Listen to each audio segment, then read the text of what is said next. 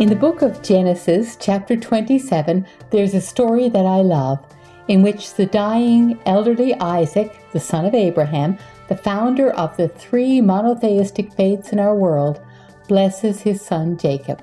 Now, forget for a moment the fact that Jacob gets the blessing by cheating his brother and tricking his father. These are the words that Jacob uses to bless his son. May God give you of the dew of heaven, and of the fatness of the earth, and plenty of grain and wine. Let people serve you, and nations bow down to you. Be Lord over your brothers, and may your mother's sons bow down to you.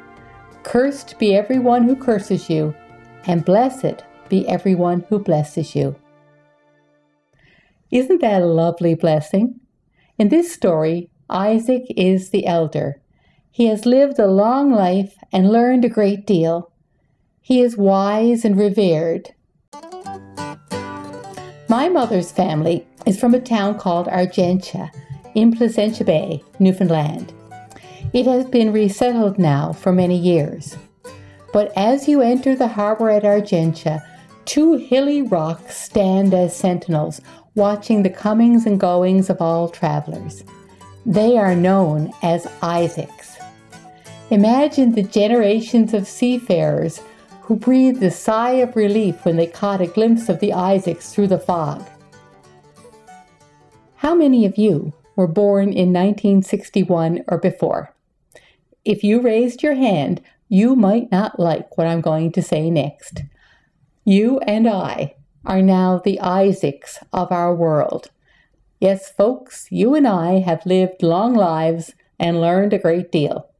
We are wise, and we ought to be revered, gosh darn it.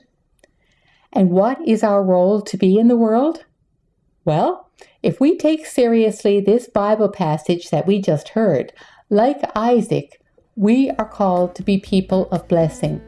We are called to give away our approval, our joy, our encouragement, our skills, our time, our energy. To give them away to who?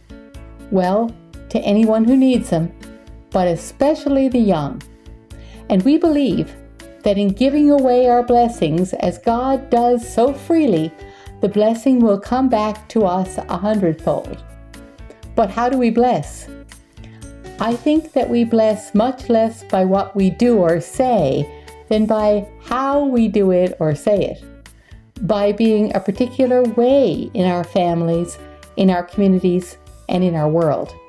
If we look around us or dig a little bit into our past, I think we will discover that we can be people of blessing today because we have been blessed by people in our past.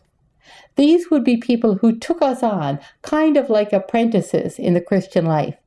They may not have been aware that they were apprenticing us. We might not have known at the time that we were apprentices, but as we look back, that's exactly what happened. I'd like to tell you a little bit about a few of my people of blessing, the people who took me on as an apprentice in the Christian life and taught me how to find meaning and happiness by reaching out beyond self to serve others. And I'll tell you a story of how it all came together for me. My grandfather's name was Huey Brennan, and few people know of him outside of my family and the people he touched by his simple kindness, gentle humor, and steadfast service. He was a stationary engineer for the city of St. John's for 57 years. He worked on the heavy machinery, installed the first parking meters in the city, and spent the last 20 years of his employment as the engineer at the Memorial Stadium. Daddy Brennan, as we called him, learned his trade by being apprenticed to Uncle Hugh, a former ship's engineer who had a foundry on Theatre Hill. In the fire of 1892, Uncle Hugh lost his foundry. The city tore it down to stop the spread of the fire in that part of the city. Uncle's books, however, were not lost. They were in his office in another building. However, knowing that all of his customers would have lost much, if not everything, Uncle burned his books and refused to collect on anything anyone owed him. You can see that my grandfather learned much more than engineering skills from this person of blessing to whom he was apprenticed. He had learned charity and sensitivity and kindness. And it's funny, but it was through these qualities of charity, sensitivity, and kindness that he apprenticed me. I am who I am. I do what I do because I was apprenticed to this master craftsman in the Christian life. Daddy Brennan was an Isaac for me. He gave away his blessing to his children and grandchildren and to many who needed it, and he got it back 100-fold in the family that rose up to bless him, in the neighbors who spoke well of him, and in the poor who told stories of his kindness long after he'd gone to God. I was also apprenticed to and blessed by a master teacher as well. She was a Sister of Mercy, Sister Catherine Bellamy, and she only died a couple of months ago. She taught me music in kindergarten, and then from grade 6 through graduation from high school, I was in choirs she directed. We remained friends, and she remained my mentor for the almost 30 years that followed. I could say that I imbibed her skill as a teacher, and that would be true in part. I wanted to be like her, to have her capacity to pass on not only her skill, but also her love of her art. But it would be much more true that she apprenticed me as a student when she had me clean out her office at Holy Heart of Mary High School, and she told me stories about the sisters who had been her role models. She apprenticed me when I sat at her feet and rolled her wool into a ball so that she could more easily knit the small garments that she made for disadvantaged children. She apprenticed me when she made sure that choir practices were fun and that everyone knew each other, and when she prayed to St. Joseph before every practice and concert, and when she gave us boxes of raisins to boost our energy before we went on stage. How she taught me was as important as what, perhaps more so. She took me on as her partner, and she showed me respect.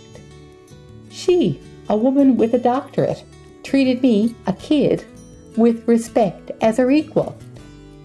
She blessed me, and I hope that I've been able to pass on the blessing to some of the hundreds of children and young people that have walked in and through my life in the last 30 years.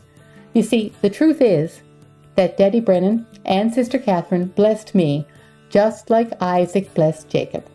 As my Isaacs, my elders, they showed me their ways of wisdom, faith, and love, and passed on to me the gifts that they had been given. I have been blessed. Blessed by God with talents and gifts and a good education, blessed by God and people like Sister Catherine and Daddy Brennan with the tools to live a life in community. Now, I find myself to be an Isaac, and I am called to bless the young and the new. What about you? How are you a person of blessing in our world, in your family, in your workplace? How do you bless others? When you and I reach out into the lives of others, we have a choice to make. We can choose to bless, or we can choose to curse. When you choose to bless, to encourage, to praise, to teach, you are really choosing the gospel path.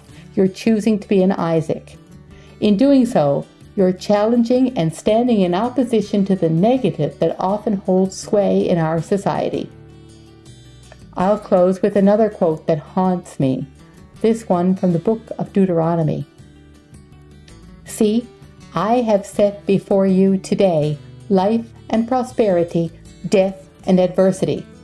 If you obey the commandments of the Lord your God that I'm commanding you today, by loving the Lord your God, walking in his ways and observing his commandments, decrees, and ordinances, then you shall live and become numerous, and the Lord your God will bless you in the land that you are entering to possess.